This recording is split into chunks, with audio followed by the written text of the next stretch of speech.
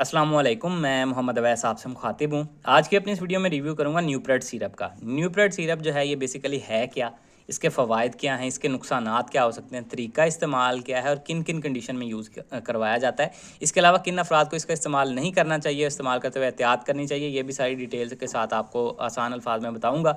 लेकिन उससे पहले आपसे गुजारिश है, अगर आप चैनल पर नए हैं वीडियो को लाइक कीजिएगा और चैनल को भी सब्सक्राइब कर लें। तो चलते हैं अपने टॉपिक की तरफ। तो ब्रांड नेम है न्यूप्रेड और ये न्यूट्रो फार्मा प्राइवेट लिमिटेड इसको बना रहे, अच्छी याद बनाते हैं। कीमत की बात की जाए तो 235 रुपये में आपको 120 ml की पैक में पाकिस्तानी मार्केट में अवेलेबल है।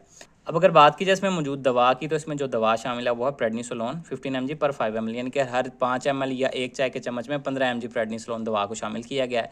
अब प्रेडनिसोलोन दवा है क्या, तो ये बेसिकली एक सिंथेटिक कोर्टिकोस्टीरॉइड है और ये इम्यूनोसुप्रेसिव प्रॉपर्टी रखता है, यानी कि आपके इम्यून को सप्रेस करने की, और साथ में ये एंटी इन्फ्लेमेटरी है, सोजिश को कम करने की सलाहियत रखता है। अब अगर बात की जाए इसके फ़वाइद या इस्तेमाल के बारे में, तो सबसे ज़्यादा जो इसका इस्तेमाल करवाया जाता है वो एलर्जिक रिएक्शंस में करवाया जाता है। स्टीरॉयड ज़्यादा इसीलिए इस्तेमाल होते हैं। तो अगर आपको कोई सीवियर या क्रॉनिक एलर्जी हो, उसमें इसका इस्तेमाल करवाया जाता है। इसके अलावा एलर्जिक रेनिनाइटिस, यानी कि आपके नाक का ये जो अंदर वाला हिस्सा है, इसमें स्वेलिंग हो जाती है एलर्जी की वजह से, जिसकी वजह से ये इनमें सोजश हो जाती है और आपको फिर छींकें आना, नाक का बंद होना, नाक का बहना या हे फीवर की अलामात आपको आना स्टार्ट हो जाती है, खांसी वगैरह भी आपको स्टार्ट हो सकती है। तो इसमें भी इसका इस्तेमाल करवाया जाता है। इसके अलावा एस्थमा, यानी कि दमा वाले मरीज़ों में, सांस वाले मरीज़ों में भी इसका इस्तेमाल करवाया जाता है। ये आपके दमा के अटैक्स को कम करने, कंट्रोल करने में मदद देता है। इसके अलावा ये आपकी सांस की नालियों में जो एस्थमा की वजह से सोजश होती है उसको कम करता है, जिसकी वजह से सांस की नालियाँ खुल जाती हैं और सांस लेने में आसानी पैदा होती है, चूँकि ये एंटी इन्फ्लेमेटरी प्रॉपर्टी रखता है, सोजश को कम करने की सलाहियत रखता है।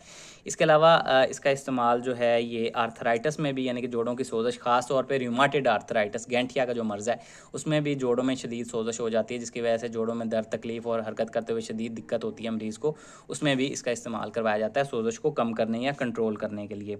इसके अलावा ऑटो इम्यून डिसऑर्डर्स हैं, जिसमें ल्यूपस है या अल्सरेटिव कोलाइटिस है, उसमें भी इसका इस्तेमाल करवाया जाता है। ये आपकी ओवर एक्टिव जो इम्यून है उसको सप्रेस करने की या दबाने की जो है प्रॉपर्टी रखता है, तो उसमें भी इसका इस्तेमाल करवाया जाता है। इसके अलावा अगर आपको कोई स्किन कंडीशन या जल्दी एलर्जी या ख़ारिशें हैं, ख़ास तौर पे सोरियासिस जिसको आप चंबल बोलते हैं, ऑटो इम्यून डिजीज़ है, या एक्जिमा है या कॉन्टैक्ट डर्माटाइटिस है, तो उसमें भी इसका इस्तेमाल करवाया जाता है। ये सोजश को कम करने, रेडनेस और इचिंग को कम करने में भी मदद देता है।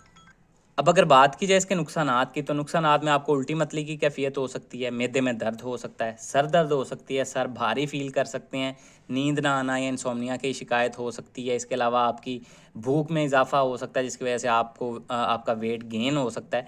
इसके अलावा अगर आप इसका लॉन्ग टर्म इस्तेमाल करते हैं तो आपको ऑस्टियोपोरोसिस, यानी कि आपकी हड्डियाँ भुरभुरी और कमज़ोर होना स्टार्ट हो जाती हैं, आपको हाई ब्लड प्रेशर के मसाइल हो सकते हैं। इसके अलावा आपको इन्फेक्शन का रिस्क बढ़ सकता है। इसके अलावा आपका ब्लड शुगर लेवल जो है वो इरेगुलर हो सकता है, ऊपर नीचे हो सकता है।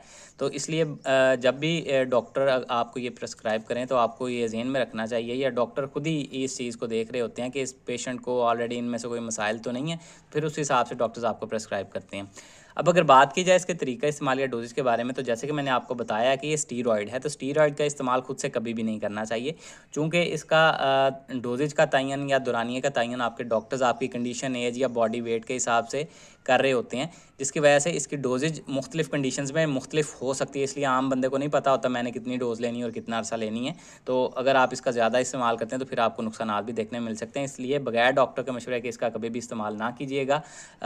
खाने के बाद आपने इसको इस्तेमाल करना होता है, या जिस तरह से आपके डॉक्टर्स आपको प्रेस्क्राइब करें उस तरह से यूज़ कीजिएगा। तो ये सारी डिटेल थी न्यूप्रेड सिरप से रिलेटेड। उम्मीद है आप लोगों को पसंद आई होगी। इससे रिलेटेड कुछ सवाल है कमेंट सेक्शन में आप मुझसे पूछ सकते हैं। अपना ख्याल रखिएगा। अल्लाह हाफिज़।